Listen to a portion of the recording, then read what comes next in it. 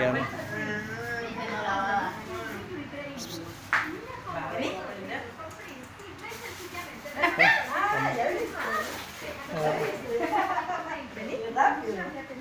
Vamos a dar la vuelta para el otro lado. Puedes pasar de un cabello de cuero y con frizz a un lacio suave.